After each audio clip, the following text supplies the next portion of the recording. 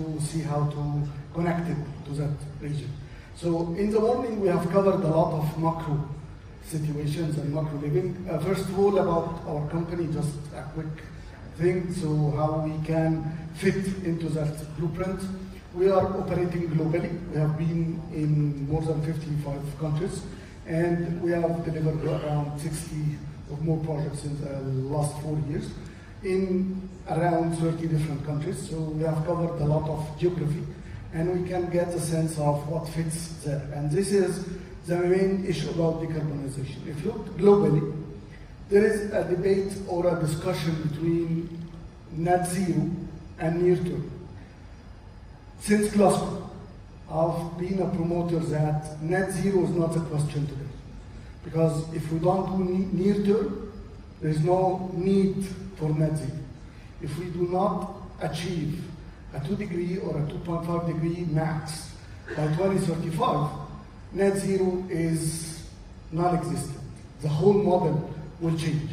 So if we looked at that, this is the delivery on the NDC 3.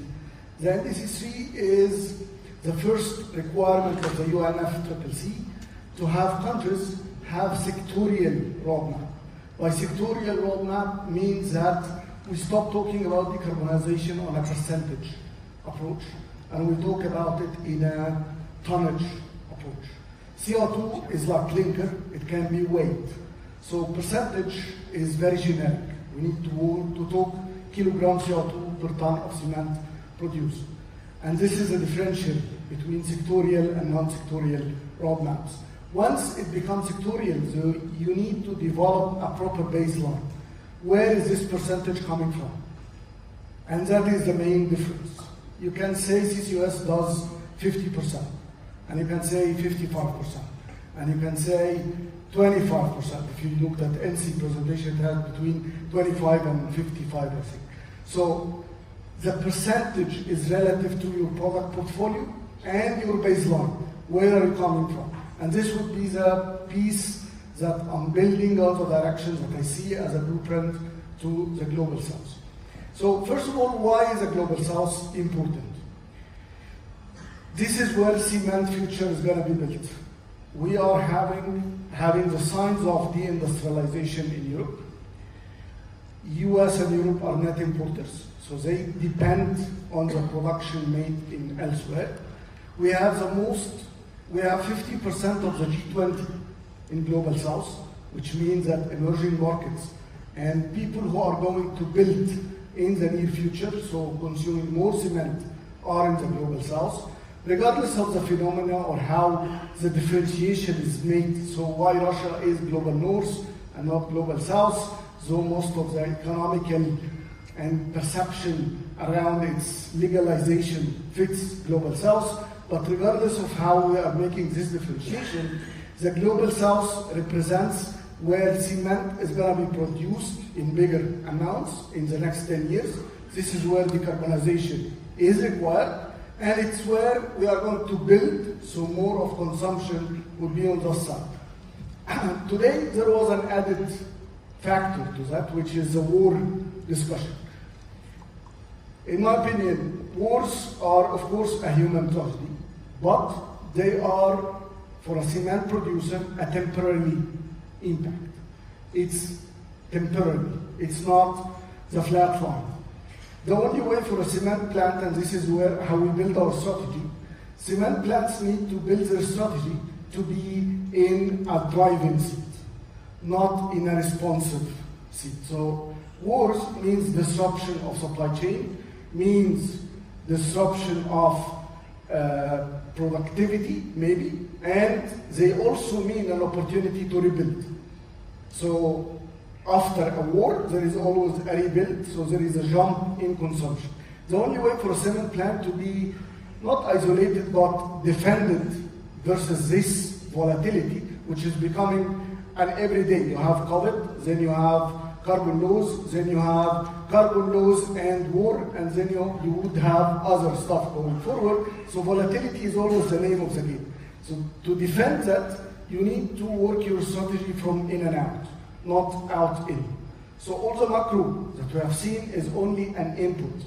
But the way you manage through a cement plant is to make your cost minimum, make your productivity maximum, and now an added parameter is at the lowest possible carbon footprint. And that is not a fixed approach.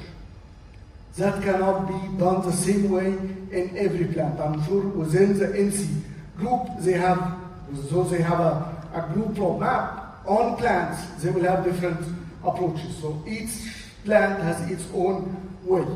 I will not go into details in the comparison, it's in the presentation, it's going to be shared, but what's being done in a regulated market like Europe cannot be replicated in non-regulated markets. And regulation in itself is not a positive tool to cement plants. It can only be an opportunity if the cement plant is ready in a lean, mean approach. It's an excuse in the other case. I'm waiting for the infrastructure.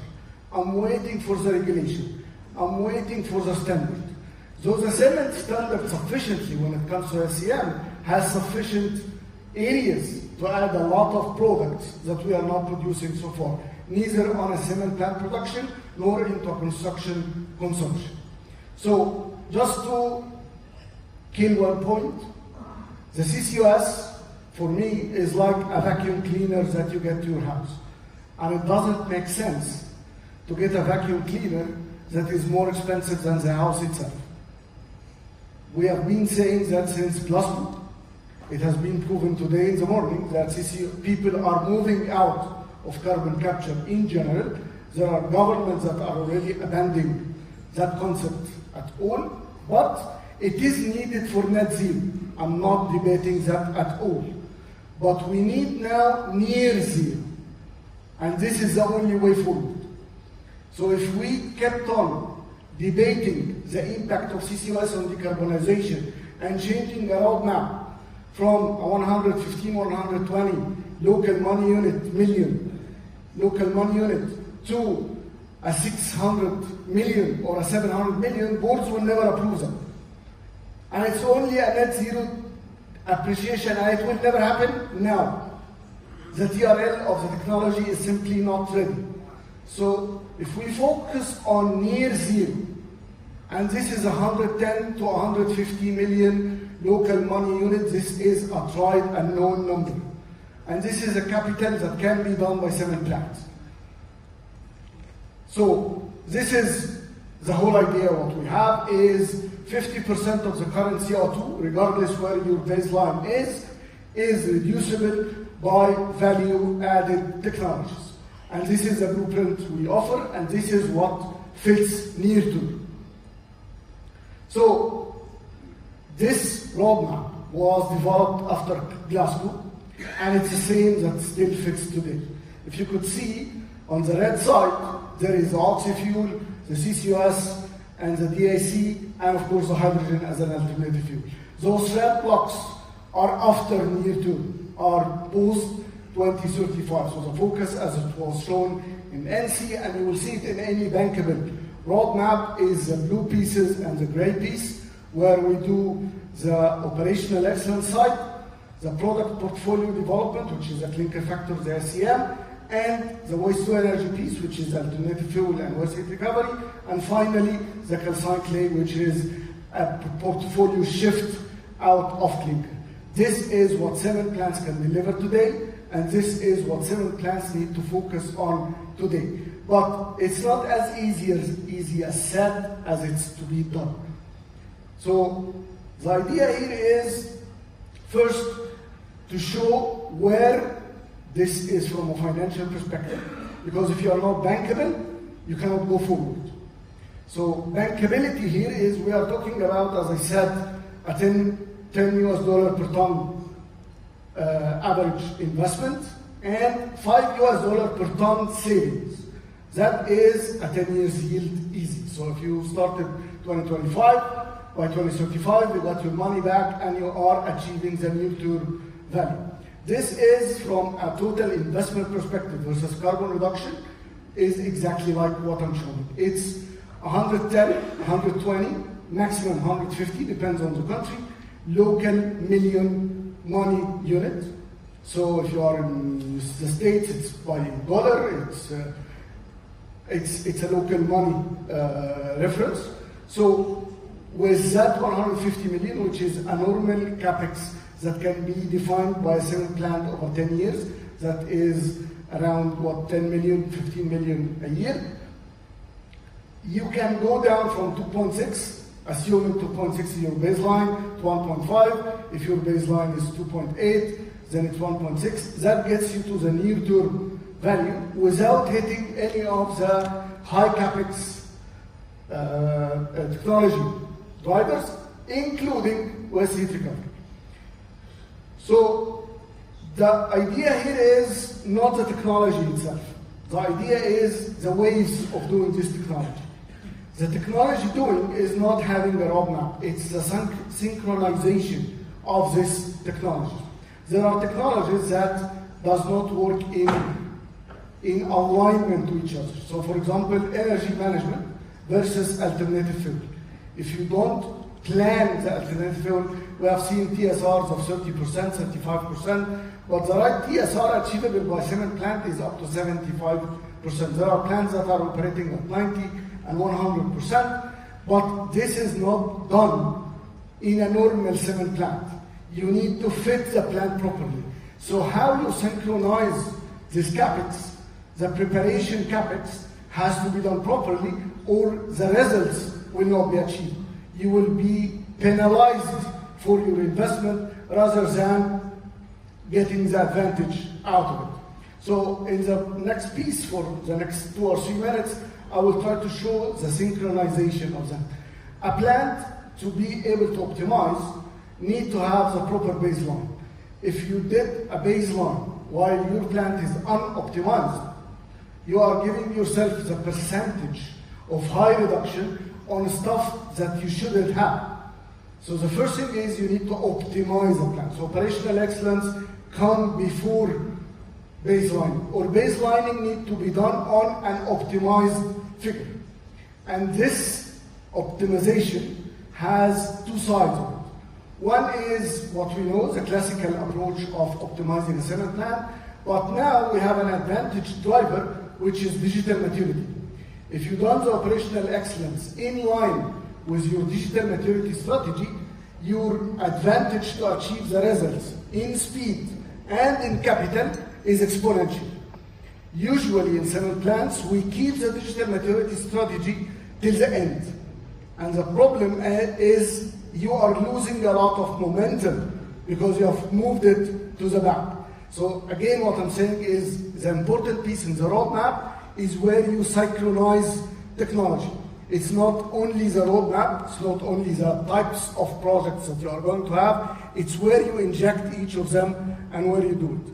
Second, of course, is the SCM, and this is the most biggest lever. And you would see in a lot of discussions that the problem is mainly not in the cement standard and not in the market. You can sell it, but the point is you cannot do any of that if your clinker is not as efficient as it is. So, and usually we have the misperception of high clinker quality requires high energy, which is not true if you are in operational excellence and you have digital maturity. You can actually achieve very high clinker efficiency at a very low cost if you are doing those 2 steps right. Then we move to the step that is appealing to governments, and it hits 2 birds with 1 stone, which is carbon on a plant level and methane on a landfill level in the country, which is the circularity piece. Problem with circularity is 15% is a TSR, 30% is a TSR, 60% is a TSR, and 90% is a TSR. Each of them has a complete different plant setup. Any cement plant can do 15% tomorrow. Most of the cement plants can barely do 30%. 50 and 90 are almost impossible in the eyes of some plants because they need supporting technology to be available in the cement plant, whether in thermal treatment or in physical treatment of the plants, whether to have a platform to receive the fuel, or to have hydrogen and thermal treatment of the plants as an energy, or a mix of both. It depends on the country and the availability of the fuel. So again, the design of each technology level is key to what is the reduction achievable by that level and the capital investment to that level. A plant can reach 60%, let's say, alternative fuel by investing $50 million in a platform, and can do the same in a different country by investing only $30 million in thermal treatment. It depends of the country, the number of plants that you have, the size of the plant that you have, and the technology inside that plant. Finally, which is the easiest one, the renewable energy and waste heat recovery, quite straightforward. Again, it's not though, it's a straightforward, and it usually comes at the heads of the plants earlier because it's easier to implement. The losses in design you make in waste heat recovery, if your plant is not optimized, is almost 30% by definition in the project phase. So, how we do it as A³&Co? We simply follow the same logics that I've said. So we start with a baseline, and this baseline is made based on an efficient plant modeling. So we model the efficiency of the plant as if it is 100% efficient, and then we do the baseline. That baseline will produce a technology roadmap that will take you to the roadmap scenario building, and the scenario building has to be multi-scenario. There is no one direction that takes a plant from point A to point B. And these scenarios are based on the synchronization of this technology. This is the most important piece. Third is the implementation of this technology. So how you draft your RFPs, how you draft your tenders, how you inject these technologies inside the plant. This is the left side, this is the technical side of our approach. On the right side, we have the supporting elements. So we can support plants because we do roadmaps that are bankable to get into investment. We have done that in many plants. And then we also support in the credit management, which is the part that I really don't like about carbon, because it has changed the decarbonization to a financial exercise more than it's a technical exercise.